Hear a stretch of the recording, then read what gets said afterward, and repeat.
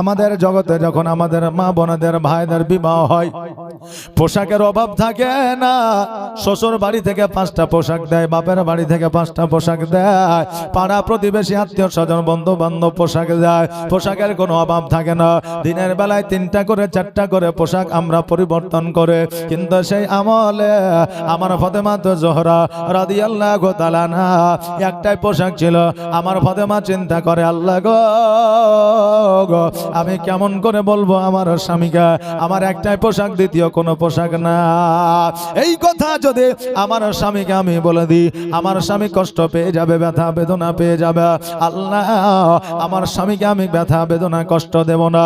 আজকে আমার স্বামীকে যদি আমি কষ্ট দিয়ে দিই, আমি কিয়ামতের দিন জবাব দিতে পারবো না। ফাতেমা বলে, স্বামী গো আজকে আমি যে পোশাকটা পরে আছি এই পোশাকে কি আমাকে ভালো লাগে না।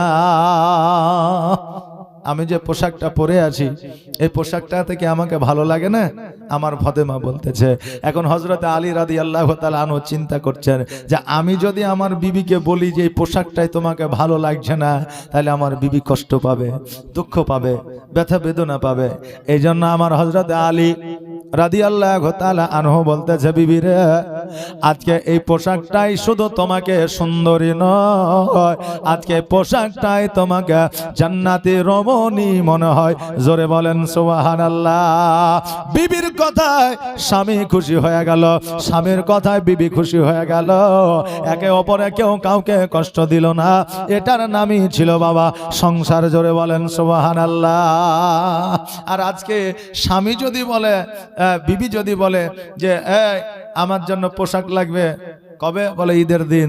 এখন স্বামী যদি ঈদের দিন পোশাক না এনে দেয় তো 3 দিন বুঝলেন সংসারে আর শান্তি ফিরবে না। বুঝতে পারলেন না? তো এইরকম বর্তমানে আমাদের সংসার। আচ্ছা আমি যখন মাইকে উঠি তখন এরকম ছিল মাইক?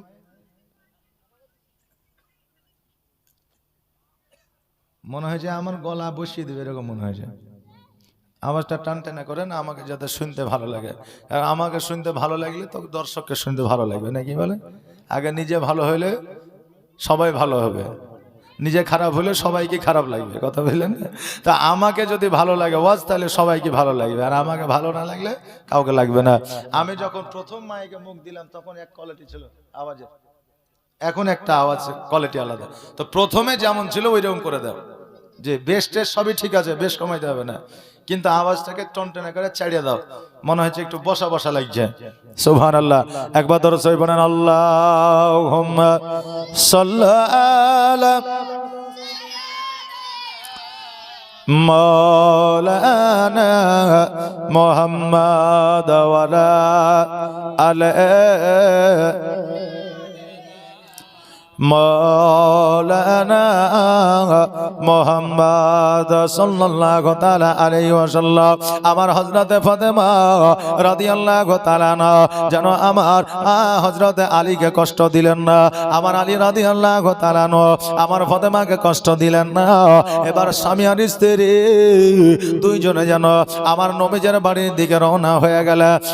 বাবা আমার হযরত আলী বলতেছে, বিবি রে তুমি একটুকু 1 সেকেন্ড দেরি করলা না, যেমনই তোমার বাবার বাড়ির কথা বললা অমনি তেমনি তুমি চলতে আরম্ভ করে দিলে। বিবি রে আজকে তোমার একটু পোশাকটাও ছেড়ে নিলে না। বাবা তখনই শুধু নয়, এখনো পর্যন্ত আমাদের মা বোনদের যদি বলা হয় চলো তোমার বাবার বাড়ি থেকে ঘুরে আসে, প্লেনের মতো স্বামীর সঙ্গে উড়ে চলে যায়। আর বাপের বাড়ি থেকে যখন শ্বশুর বাড়ির আসার কথা হয় তখন বাবা গরুর গাড়ি হয়ে যায়। হয় কি না? মানে শ্বশুর বাড়ি থেকে বাপের বাড়ি থেকে যখন শ্বশুর বাড়ি আসবে তখন এই যাচ্ছি, দুপুর বেলায় যাব, খাওয়া দাওয়া হলে বলে একটু আরাম করে বিকেল বেলায় যাব, বলে সন্ধ্যা বেলায় যাব। যাওয়ার পরে যদি আর রান্না বান্না না করতে হয়, মা বোনেরা এখন বর্তমানে বাবা অনেক চালাক হয়ে যায়। এই জন্য কবির ভাষায় বলেছে, মায়েরা যখন শ্বশুর বাড়ি থেকে বাবার বাড়ি যায় তখন বাবা প্লেন রকেটের মতো উড়ে চলে যায়, আর যখন বাপের বাড়ি থেকে শ্বশুর বাড়ি আসে তখন গরুর গাড়ির মতো আসে। কোনো তারা হুড়ো থাকে না। বাবাজি ভাইরা, আমার ফাতেমা তো জোহরা রাদিয়াল্লাহু তাআলা আনহা আব্বার বাড়ি গেল।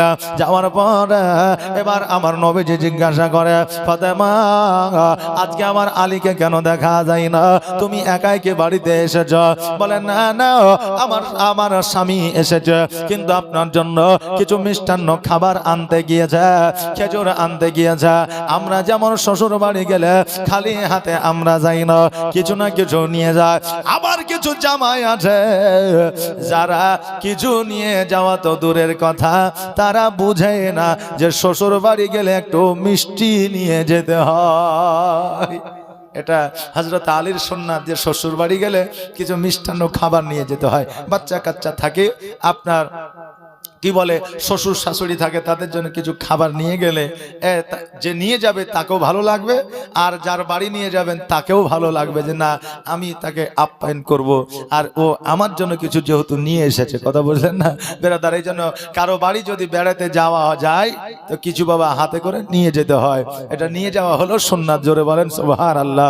আরে আমার বাবা যে মায়েরা, এবার আমার দয়ার নবী বললে, ফাতেমা শোনো, অতক্ষণ পর্যন্ত ঘরে তুমি প্রবেশ করবে না যতক্ষণ পর্যন্ত আমার জামাই না আসবে। ফাতেমা, আজকে আমার জামাইয়ের মান ও মর্যাদা আমার কাছে তোমার চাইতেও বেশি, কারণ তোমাকে আমি আমার জামাইয়ের হাতে তুলে দিয়েছি, আর তোমার সারা জগৎ আমার জামাই। এই জন্য আমার জামাইয়ের যদি মান ও সম্মান ইজ্জতকে বাড়ায় দিতে পারে, আমার জামাইয়ের যদি সম্মান করতে পারে, তবে তোমার সম্মানও হয়ে যাবে। বেটি রে, আজকে তোমার সম্মান যতই করি না কেন, আমার জামাইয়ের সম্মানটা বাড়বে না। এই জন্য জামাইয়ের সম্মানটা আমার কাছে আগে, তোমারটা আগে নয়। আমার জামাই যখন আসবে তখন আমার বাড়িতে প্রবেশ করবে, নচেত প্রবেশ করবে না। আমার হযরত আলী রাদিয়াল্লাহু তাআলা কিছু খেজুর নিয়ে এসে যখন দরওয়াজায় এসে দাঁড়িয়েছে, দেখছে যেন ফাতেমা দাঁড়িয়ে আছে। আলী বলতেছে, বিবি কি ব্যাপার, এইখানে দাঁড়িয়ে কেন? তুমি বাড়িতে কেন যাও না? ফাতেমা মিচকি হাসি দিয়ে বলতেছে, আমার আব্বা বলে দিয়েছে আপনি যতক্ষণ পর্যন্ত না আসবে ততক্ষণ পর্যন্ত আমাকে বাড়িতে প্রবেশ করতে দেবে না। আমার আলী রাদিয়াল্লাহু তাআলা মিচকি হাসি দিয়ে বলতেছে, ফাতেমা দেখো দেখো, আমার নবী তোমার চাইতে আমাকে বেশি ভালোবাসে। তাদের মানসিকতা দেখে। আর আমার বউকে যদি বাপের বাড়ি পাঠায়, এখন আমার শ্বশুর যদি বলে, আপনাদেরকে লিয়ে বলছি না, আমাকে লিয়ে বলছি, কারণ যত দোষ আমারই হোক নাকি বলে। এবার শ্বশুর বাড়িতে যাইয়া বউকে রেখে দিলাম যে তুমি বাপের বাড়ি যাও, আমি আসছি। এখন শ্বশুর যদি বলে ওখানে দাঁড়া, জামাই আসবে তারপরে প্রবেশ করবি, আমি যাই যদি দেখি যে বিবি দাঁড়িয়ে আছে, ঢুকতে দেয়নি, তা আমি বলবো যার বেটি সেই ঢুকতে দেয়নি বেটিকে, আর আমি তো জামাই, চলো বাড়ি চলো, যেখানে আমাদের সম্মান নাই সেখানে থেকে লাভ কি, আমরা কিন্তু বাড়ি চলে আসবো নাকি বলে। কিন্তু আমার আলীর মানসিকতা দেখেন, মিচকি হাসি দিয়া বলতেছে, ফাতেমা আজকে নবী তোমার চাইতে আমাকে বেশি ভালোবাসে। বাবারে, জগতের মধ্যে সন্তানের চাইতে কেউ বেশি প্রিয় হয় না। আজকে জামাইকে যদি এইরকম আদর দেওয়া হয়, কোন জামাই আপনার বেটিকে কষ্ট দিবে না। কিন্তু বাবারে, আমাদের মানসিকতা হলো এই, বেটি আমার জামাই যেদিন কাজে যাবে সেই দিন আমার বাড়িতে আসবি, 10 দিন থেকে যাবি। কিন্তু আমরা বলি না জামাইকে নিয়ে এসে 7 দিন থেকে যা। কথা বলি আমরা, জামাই আসলে 7 দিন ধরে মুরগি খাওয়াইতে হবে, ডিম ডাম খাওয়াইতে হবে। অসম্মান হইলে জামানের কাছে বদনাম হবে, বেটি থাকলে ডাল ভাত যা খাবে বদনাম করবে না। কিন্তু বাবা, বেটির যখন বিবাহ দিয়ে দিবে, জামাইকে সঙ্গে নিয়ে আপনার বেটিকে দাওয়াত দিবে। শুধু আপনার বেটিকে দাওয়াত দিবেন না, এতে জামাইয়ের মনোমানসিকতা খারাপ হয়, যদিও আপনাকে প্রকাশ যদিও না করে। বাবারা, আমার নবীজি আমার ফাতেমাকে বললে জামাই এসেছে, বলে হ্যাঁ, বলে এবার বাড়িতে আসো। বাড়িতে গেল, যাওয়ার পরে আমার আলী বলল, হুজুর গো, আপনার জন্য মিষ্টান্ন খাবার খেজুর নিয়ে এসেছি, আপনি খাবেন, আমি বড় খুশি হয়ে যাব। আমার নবীজি বললে, আলী আমি অতক্ষণ পর্যন্ত তোমার খেজুর খাবো না যতক্ষণ পর্যন্ত তোমার খবর না লিব, তোমাদের খবর না লিব। এখন হঠাৎ করে কাজে থেকে বাড়িতে এসেছি, এখন বাপে যদি বলে দাঁড়া, তোর টাকা পয়সা দূরের কথা, বাড়িতে ঘরে যাওয়া দূরের কথা, তোর খবর আগে নিব তারপরে যাবে, তো বেটার পিলাই চমকাবে না? চমকাবে না? যে হয়তো লুক করে বিড়ি খেয়েছি, বাপে হয়তো খবর পেয়েছে, বিচার হবে। নইলে 500 টাকা খরচ করে দিয়েছি, আর বিচার হবে। নইলে আসার পথে মোড়ে বসে চায়ের দোকানে চা খেয়েছে, তার জন্য হয়তো বইবে, বিভিন্ন চিন্তা আসবে কি আসবে না? আসবে বাবা। কারণ অভিভাবক যখন বলে তোর সাথে কথা আছে বাবা, পিলাইটা চমকে যায়, না জানি কি বলবে। কারণ অভিভাবকেরা সন্তানদের বাবা শাসন করে, আর সন্তানদেরকে শাসন করে তাদের খারাপের জন্য নয়, তাদের ভালাইয়ের জন্য। জোরে বলেন সুবহানাল্লাহ। আরে বাবা, কোন বাবা চাই না সন্তান আমার ভিখারি হয়ে যাক, কোন বাবা চাই না সন্তান আমার অসুস্থ হয়ে যাক, কোন বাবা চাই না সন্তান আমার খারাপ পরিবেশে থাকো, কোন বাপ চায় না সন্তানকে আমি 1 বিঘা দিব, 5 বিঘা দান করে দিব, 2 বিঘা বেচে খাবো। এই রকম বাপ মা চিন্তা করে না। যদি বাপ মা এই রকম চিন্তা করতো, তবে অনেক বৃদ্ধ বৃদ্ধা বাপ মা আছে, তারা না খেয়ে মারা যেত না। নাকি বলেন? ছেলেরা খেতে দিচ্ছে না, তো কম্পালসারি তার 2 বিঘা তো জমি আছে না? নাই বাবা, কমসে কম 2 বিঘা জমি আছে। এখন ওই 2 বিঘা জমি যদি বিক্রি করে, না হলেও 20 লাখ টাকা দাম আছে, আছে না নাই? 20 লাখ টাকা দাম আছে। ওই 20 লাখ টাকা যদি জমি বিক্রি করে এমআইএস করে দেয়, যদি অ্যাকাউন্টে রেখে দেয় বা তাদের বাক্সতে রেখে দেয়, মরা পর্যন্ত খেয়ে শেষ করতে পারবে না। ছেলেদের ভাতের আশা করতে হবে না, আছে না নাই? হবে কি হবে না? কিন্তু বাবারে, সন্তানকে বাপেরা এত ভালোবাসে, কষ্টে থাকলেও জমি বিক্রি করে না, কষ্টে থাকলেও জমি খাজনায় লাগায় না, কষ্টে থাকলে ওই জমির আশা বাপ মা করে না। সন্তান ভালো খাইলে, সন্তান ভালো থাকলে বাপ মা অটোমেটিক খুশি হয়ে যায়। জোরে বলে সুবহানাল্লাহ। আরে বাবাজি ভাইরা, আমার আলী রাদিয়াল্লাহু তাআলা উনি চিন্তা করে, আল্লাহ গো, না জানি আমার নবী কি বলবে। চুপ করে যেন মাথাটা নিচু করে দাঁড়িয়ে আছে। নবী আমার বলে, ফাতেমা একটু এদিকে আসো। সামনাসামনি দুজনকে একসঙ্গে বলা যাবে না, একসঙ্গে বললে তোমরা প্রকাশ করবে না। এবার আমার ফাতেমাকে ডাকলেন, ডাকার পরে বলে, ফাতেমা, আজকে তোমার আলীর সঙ্গে বিবাহ দিয়েছি, আজকে আমার আলীর কথার দ্বারা, হাতের দ্বারা, মুখের দ্বারা, চলাফেরার দ্বারা তুমি কি কোনো কষ্ট পেয়েছ? তোমার কি কোনো অসুবিধা হচ্ছে? আমার ফাতেমা বলে, নবী গো, আজকে হযরত আলীর সঙ্গে আমার বিবাহ হয়েছে। যেই দিন থেকে বিবাহ হয়েছে, সেই দিন থেকে আমার জীবনটা অন্যরকম হয়ে গেছে। জোরে বলেন সুবহানাল্লাহ। আমার কথার দ্বারা, হাতের দ্বারা কষ্ট পাওয়া তো দূরের কথা, আমার স্বামী কোন রকমের কোন কাজে আমি অসন্তুষ্টিত নয়। আজকে বাবা এবার ফাতেমাকে বললে, তুমি যাও। আলী রাদিয়াল্লাহু তাআলা আনহুকে ডাকলে, ডাকার পরে বলে, আলী, আমার ফাতেমা আমার বেটির সঙ্গে তোমার বিবাহ দিয়েছি। আমার বেটির কথার দ্বারা, চলার দ্বারা, বলার দ্বারা, সেবা যত্নের কারণে তুমি কি কোনো অসন্তুষ্টিত হয়েছ? তুমি কি ব্যথা বেদনা পেয়েছ? আলী বলে, নবী গো, আমার ফাতেমাকে আমি যেই দিন থেকে বিবাহ করেছি, সেই দিন থেকে আমার বাড়িটা আমি যেন ধন্য হয়ে গেছি। জোরে বলেন সুবহানাল্লাহ। বাবারে, আজকে আমরা শুধুমাত্র বেটিকে, মেয়েকে, কন্যাকে জিজ্ঞাসা করি, জামাই তোকে মেরেছে নাকি, জামাই তোকে শাসন করে নাকি? কিন্তু আমরা একবারও জামাইকে জিজ্ঞাসা করি না যে আমার বেটির ভুল আছে নাকি। কথা বলেন না বাবারা, শুধু যে জামাইয়ের দোষ, মেয়ের দোষ নাই, এটাই আপনার কথাটা সঠিক নয়। কারণ মেয়েটাও মানুষ, জামাইটাও মানুষ, উভয়ের দোষ থাকবে বাবা সংসার করতে গেলে। এই জন্য দুজনের কাছ থেকে খোঁজ নিতে হবে, কন্যার কাছ থেকেও খোঁজ নিতে হবে, জামাইয়ের কাছ থেকেও খোঁজ নিতে হবে। তবে জামাই বাবা খুশি হবে যে আমাকে যেমন শাসন করে, তার বেটিকেও শাসন করে, নাকি? নইলে বলবে যে শুধু আমি পরের বেটা বলে আমাকে শুধু বলে, নিজের বেটিকে বলেন তার নিজের বেটি পীর সাহেব নাকি, তার ভুল নাই নাকি বলবে। বাবা এই জন্য আপনি উভয়কে আপনি শাসন করবেন, এটা আপনার অধিকার আছে। যেটা হলো আমার নবীজির সুন্নাত, জোরে বলেন সুবহানাল্লাহ।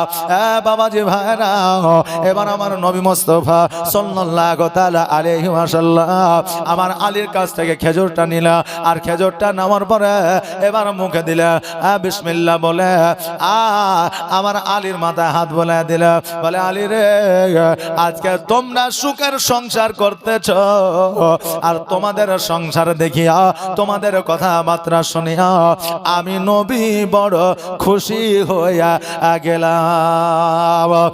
বাবা আজকেও জগতের মধ্যে আমার মেয়ে আপনার জামাই যখন সংসার করবে, তখন দেখবেন বাবা তারা যদি সংসারে যদি সুখ নিয়ে আসে, তাদের মধ্যে যদি সুখ থাকে, ঝগড়া ঝামেলা যদি না হয়, দেখবেন ওই সংসার দেখিয়া বাপ মা শ্বশুর শাশুড়ি খুশি হয়ে যায় না বেজার হয়? বাবা নিজের কন্যার পরিবারে যদি সুখ থাকে, কোনো বাপ মা আছে বেজার হবে?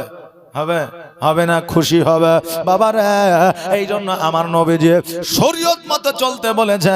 শরীয়তের মধ্যে এমন কথা নাই যেটা বাবা লেখা না।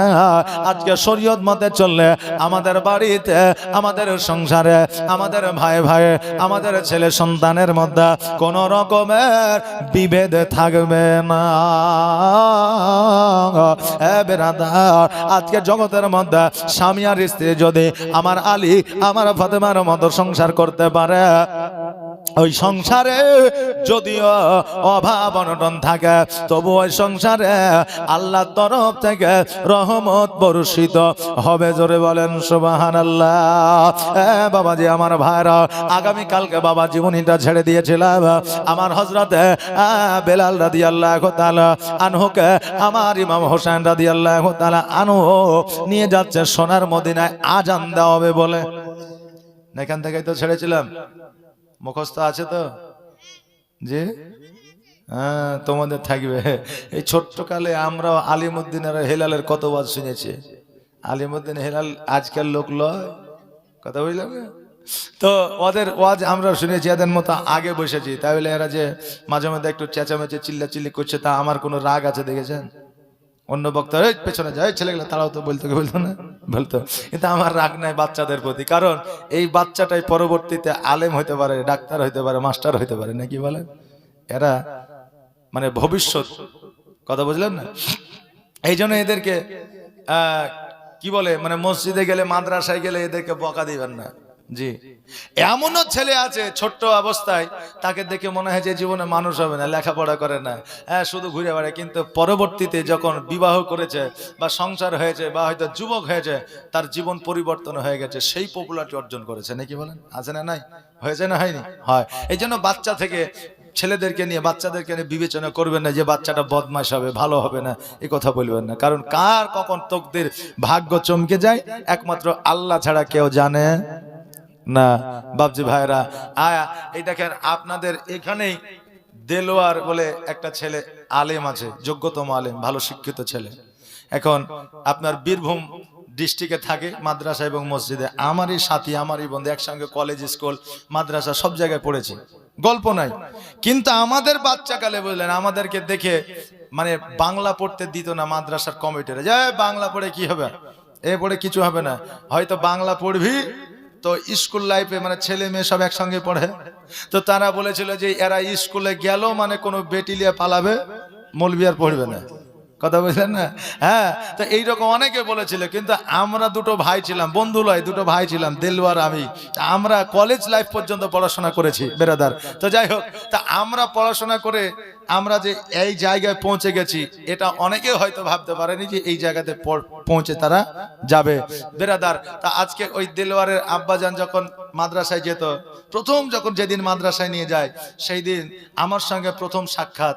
তো ওনার আব্বা বলেছিলেন যে এইটাও যেমন আমার ছেলে, তুমিও আমার ছেলে, দেখে শুনে একসঙ্গে থাকবা। আগে শুকনো ছাতু দিয়ে লাড়ু পাওয়া যেত, বাড়িতে তৈরি করতে না করতো, ওই লাড়ু নিয়ে যেত, আমার জন্য নিয়ে যেত, তার জন্য নিয়ে যেত। তো 10 বছর আগে এসেছি, বাপজিকে আমি হয়তো চিনতে কালকে পারিনি, আজকে দেখলাম। তারপরে আমি ওনার ভাই এসেছিল, তাকেও চিনতে পারিনি, আজকে কালকে দেখেছি। তো যাই হোক বেরাদার, তো একটা সময় থাকে, বাচ্চাদের নিয়ে কখনো বিবেচনা করবেন না যে এই বাচ্চাটা পরবর্তীতে হয়তো খারাপ হবে, কারণ আল্লাহ কার তকদিরে কি রেখেছে একমাত্র তারাই জানে, কেউ বলতে পারবে না। বাবাজি ভাইরা, আমার হযরতে বেলাল রাদিয়াল্লাহু তাআলা আনহু আমার হোসাইনকে বলতেছে, হোসাইন আজকে আমি মদিনায় যাওয়ার পরে আজান দিতে পারবো কিনা, এটা আমার দ্বারা সম্ভব নয়, কারণ আমি যখন আজান দেব আমার নবীকে দেখতে পাবো না, আর আমার নবীকে যদি দেখতে না পাই আমার দ্বারা আজান দেওয়া হবে না। আরে বেলাল কত ভালোবাসতো আমার নবীকে। হোসাইন বলল, শোনো রে বেলাল, আজকে আমার সঙ্গে তুমি চলো, কেন না আজকে তুমি যদি আজান না দাও মসজিদে মুসল্লি আসবে না, আমার নবীজির সাহাবীরা আসবে না নামাজ পড়ার জন্য। আজকে যদি নামাজ না পড়ে আগামীতে কেউ নামাজ পড়বে না, হজ করার জন্য আসবে না, রমজান মাসে রোজা করবে না। আমার নবী যে দাওয়াত দিয়ে গেছে, আমার নবী যে তোফা দিয়ে গেছে, আমার নবী যে পায়গাম দিয়ে গেছে, সেইটা কেউ পালন করবে না। বেলাল আমার হোসাইনের সঙ্গে যেন মদিনার দিকে চলতে আরম্ভ করলে, এবার মদিনায় যাওয়ার পরে এবার বেলাল যেন মিম্বারের ওপরে উঠে গেল। আরে বাবা, এবার আমাদের মধ্যে প্রশ্ন আসতে পারে, বেলাল একটা জঙ্গল থেকে মদিনায় আসলো, মসজিদে গেল, ওযু কেন বানাইলো না, গোসল কেন বানাইলো না? হ্যাঁ বাবা, যারা 5 ওয়াক্ত নামাজি হয়, যারা মুমিন হয়, মুত্তাকিন হয়, সালেহীন হয়, এমনকি তারা ঘুমাইতে গেলেও ওযু বানায়া ঘুমাইতে যায়। যারা মুমিন হয় ঘুমাইতে গেলেও ওযু বানায়া আপনার ঘুমাইতে যায়। তার কারণ হলো তারা কোনো সময় বিনা ওযুতে থাকে না। আজকে তারা কোনো সময় ওযু তাদের আপনার ভাঙে না। আপনার যখন ইস্তেঞ্জা করবে, পেশাব করবে, পায়খানা করবে, পরে পরে দেখবেন তারা ওযু বানাবে। যখন তারা ঘুমাবে, ঘুম থেকে ওঠার পরে পরে দেখবেন তারা ওযু বানাইবে।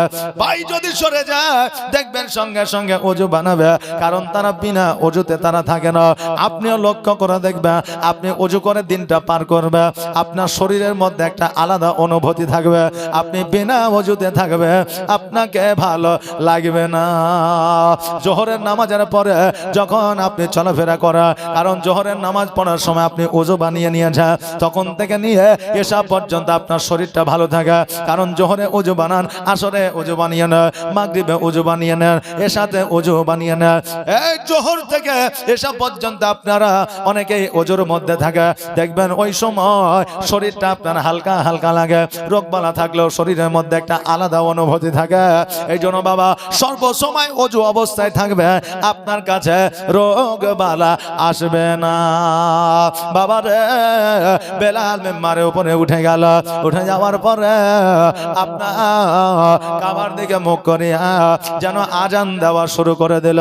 আল্লাহু আকবার, আল্লাহু আকবার, আল্লাহু আকবার, আল্লাহু আকবার, আশহাদু আল্লা ইলাহা ইল্লাল্লাহ, আশহাদু আল্লা ইলাহা ইল্লাল্লাহ, আশহাদু আন্না মুহাম্মাদার রাসূলুল্লাহ। যেমন আমার বেলাল আশহাদু আন্না মুহাম্মাদ রাসূলুল্লাহ বলেছে, অমনি যেন অজ্ঞান হয়ে জমিনের মধ্যে পড়েছে। জোরে বলেন সুবহানাল্লাহ। আমার হোসাইন সঙ্গে সঙ্গে লোটায় পানি নিয়ে আমার বেলালের কাছে পৌঁছে গেলেন, আর মুখের মধ্যে পানিটা ছিটা দিয়ে দিল। সঙ্গে সঙ্গে বেলালের জ্ঞানটা ফিরে গেল। বেলাল 2 চোখের পানি ছেড়ে দিয়ে বলে, হোসাইন আমার দ্বারা আজান দেওয়া হবে না, আমি আমি আজান দিতে পারবো না, কারণ আমার নবী না, আমার নবীকে না দেখিয়া জীবনে কোনোদিন আজান দেই না। আজকে আমি যখন আশহাদু আন্না মুহাম্মাদুর রাসূলুল্লাহ বলে আমার নবীকে মনে পড়ে যায় রে, আমি নবীকে ভাবিয়া অটোমেটিক অজ্ঞান হয়ে যা।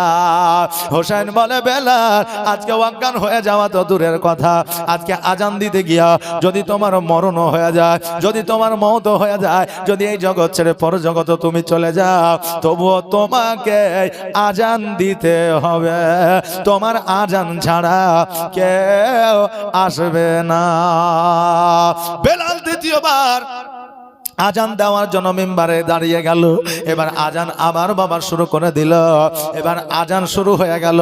আবার আশহাদু আন্না মুহাম্মাদুর রাসূলুল্লাহ যেমনই বলেন যে আবার যেন বাবা অজ্ঞান হয়ে জমিনে পড়ে গেল। আবার হোসাইন পানির ছিটা দিয়ে জ্ঞানটা ফিরাইলেন। বেলাল বলে হোসাইন আমি কি আজান দিতে পারবো? হোসাইন বলল অবশ্যই পারবে, অসুবিধা না। একবার কেন 100 বার তুমি চেষ্টা করো, একবার না একবার সাকসেস হবে। কোন কাজকে কঠিন মনে করিও না, একবার না পারিলে দেখো শতবার, শতবারের মধ্যে একবার না একবার তুমি সাকসেস হবে। এবার বেলাল রাদিয়াল্লাহু তাআলা আনহু দুই চোখের পানি ছেড়ে দিয়া অঝর নয়নে কান্না করে বুকটাকে ভাসায় দিয়া আবার যেন আজান দিতে শুরু করেছে। আশহাদু আন্না মুহাম্মাদুর রাসূলুল্লাহ বলেছে। হযরতে বেলাল যেন অজ্ঞান হয় নাই, আবার আশহাদু আন্না মুহাম্মাদুর রাসূলুল্লাহ বলেছেন, তবুও যেন বেলাল অজ্ঞান হয় না। হোসাইন আল্লাহর দরবারে আলহামদুলিল্লাহ পড়লেন আর বললেন আল্লাহ গো, এবার বেলাল আর অজ্ঞান হবে না, তবে বেলালের আজানটা তুমি কবুল করে না, কারণ বেলালের আজান যদি কবুল না হয় আমার নবীর সাহাবীরা মসজিদে আসবে না। বেলাল মসজিদে আপনার আজানটা কমপ্লিট করলে, আর কমপ্লিট করার পরে বেলাল যেন হাউমাউ করে কান্না করতে আরম্ভ করলে। হোসাইন আজকে আমি আজানটা কমপ্লিট করেছি, কিন্তু একামত আমি কেমন করে দেব, কারণ নবী নাই, নবী নাই। আজকে ইমামতি কে করবে?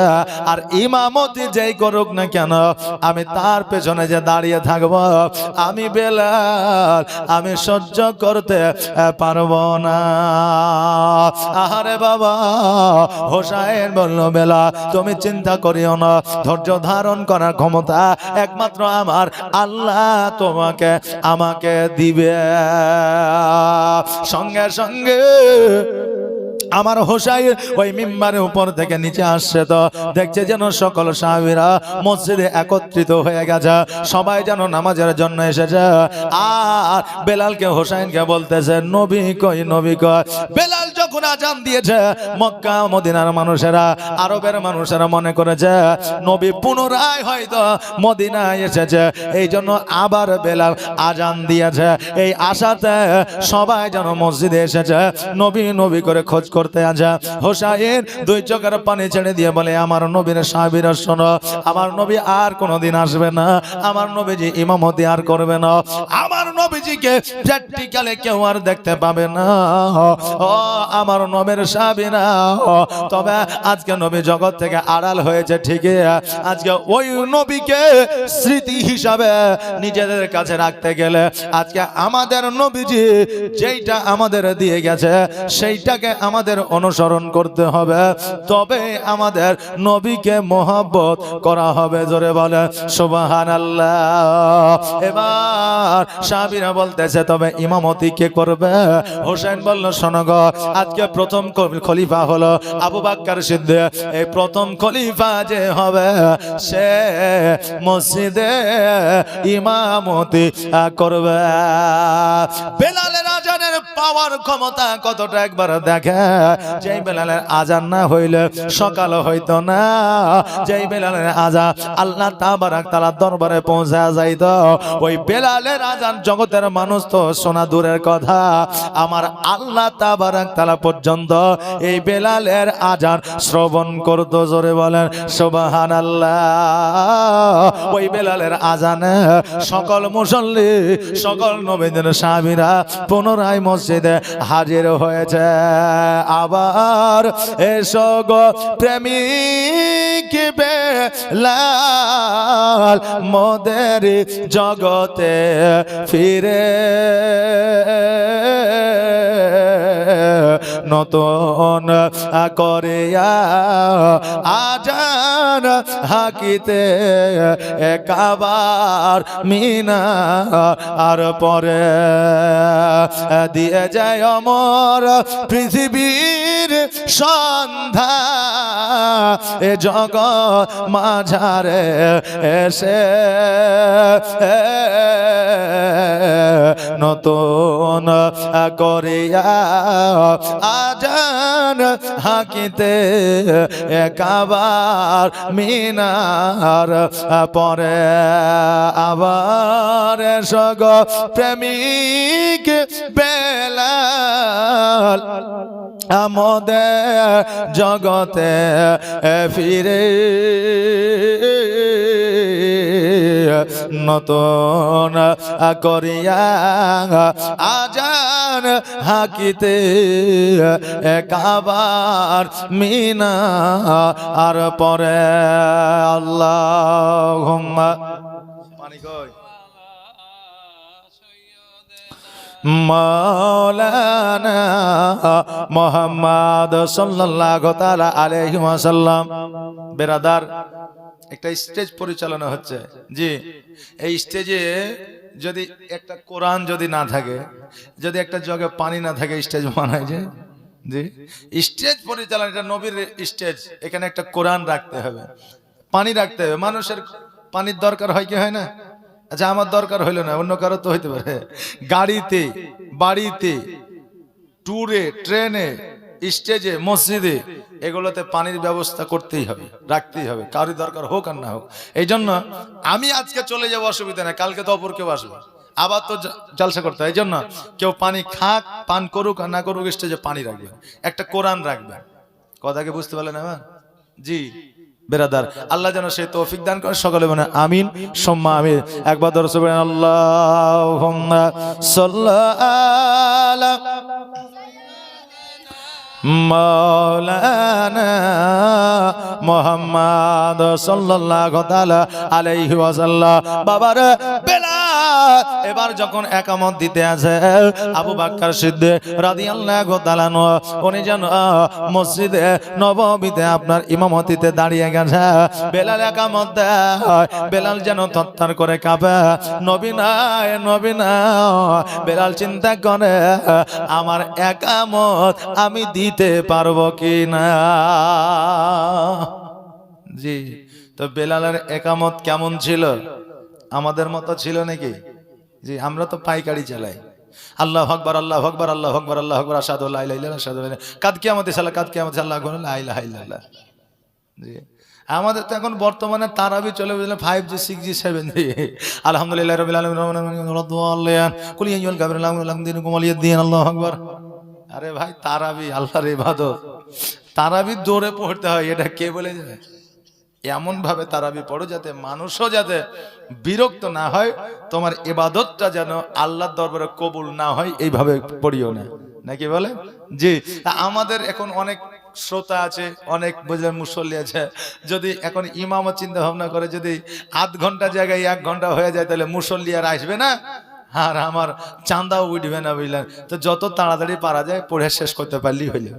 আপনার এলাকা এখন সব এলাকায় চলছে বেরাদার। আবার মসজিদে যে বাচ্চা কাচ্চাগুলো আসবে, জুয়ান ছেলে পর্যন্ত আয়সা বুঝলে মসজিদের পেছনে নামাজ পড়বে। তো নামাজ পড়তে পড়তে এরা এমন বিশৃঙ্খলা ঘটায় যে ইমাম পর্যন্ত হাসে ফেলে। কথা বলে না, ইয়ারা যেমন সেজদায় যাবে, ওর লুঙ্গি ধরে টানাটানি করে গোটা মসজিদ। আয় যখন একবারে সেজদায় গেছে, তখন নাইডের উপরে হারাম করে মারি দেবে। কে মারি রে? খোঁজ নাই। বদমাশি গুলো হয় কি হয় না? হয়। এই জন্য আমাদের ইবাদত ধৈর্য সহকারে এবং আমাদের ইবাদতটা আল্লাহর দরবারে কবুল হয়, এইভাবে আমাদের ইবাদত করতে হবে, তাই না? তাহলে আমাদের একামতটা দিতে হবে কেমন করে? আল্লাহু আকবার, আল্লাহু আকবার, আল্লাহু আকবার, আল্লাহু আকবার, আশহাদু আল্লা ইলাহা ইল্লাল্লাহ, আশহাদু আল্লা ইলাহা ইল্লাল্লাহ। কথা বুঝতে পারেন? শান্ত মেজাজে, ধীরে সুস্থে, যাতে আজানের মতো একামত না হয়, আর আজানটাও যাতে একামতের মতো না হয়। কথা বুঝলেন না? তাহলে বাবা আমাদের একামত কেমন হয়? পাইকারি, যত তাড়াতাড়ি পারা যায় বেরাদার। তো এইভাবে আমাদের একামত দিলে হবে না। যাই হোক, তা আমার বেলাল একামত দিছে আর থরথর করে কাঁপতে আছে, আল্লাহ আমি কি একামত দিতে পারবো? হবে? কিন্তু আল্লাহ তো তৌফিক দিবে নাকি বলেন? জি। এখন আমরা ভাবছি যে আমার আব্বা যদি মারা যায় আমি কি করব, আমি মনে হয় আর বাঁচবো না। বা অনেক বাপ মনে করে যে আমার ছেলে যদি কিছু হয়ে যায় আমি বাঁচবো না, বলে কি বলে না? কিন্তু বেঁচে আছে তো, না নাই? আছে। অনেকের স্ত্রী চলে গেছে, সে তার স্ত্রীকে বলেছিল যে তুমি চলে গেলে আমার জীবন শূন্য, বলেছিল না বলেনি? আজকে স্বামী চলে গেছে, আজকে স্ত্রী বলেছিল তুমি চলে গেলে আমার জীবন বেকার। কিন্তু চলে গেছে, তার জীবন কি দাঁড়িয়ে আছে? আছে বাবা? নাই। আল্লাহ ক্ষমতা দেয়, আল্লাহ সহ্য ধৈর্য করার তৌফিক দেয়। আল্লাহ যদি না দেয়, মানুষ যে পরিমাণে মানুষকে ভালোবাসে, সেই ভালোবাসার মানুষটা যদি মারা যায় সেও বাঁচতে পারবে না, সঙ্গে সঙ্গে মারা যাবে। বুঝলেন না কথা? কিন্তু তাকে ক্ষমতা পাওয়ার আমার আল্লাহ দেয়, তার জন্য বেঁচে থাকে। জি। তো এই জন্য আল্লাহ শুকরিয়া আদায় করবে। আমরা তো ভাত খাওয়ার পরে হাত ধুয়ে নিলাম, দিয়ে বহুকে বলে কেমন কা তরকারি এনেছে, ঝাল হয়েছে, লবণ হয়েছে, কিন্তু খাওয়ার পরে একবার কে বলি আলহামদুলিল্লাহ? বলে বলি না। খাওয়ার শুরুতেই তাড়াতাড়ি ভাত গেলে দিয়ে না, থালি কেমন করে ধুয়েছি রে, গ্লাসটা নিয়ে জগটা নিয়ে ধমধম খেতে লাগলা। বিসমিল্লাহ ওয়ালা বারকাতিল্লাহ বলার মতো সময় আমাদের নাই, নাকি বলে? জি। তা আমাদের বিসমিল্লাহি ওয়ালা বারকাতিল্লাহ বলতে হবে, খাবার শেষে আমাদের আলহামদুলিল্লাহ পড়তে হবে।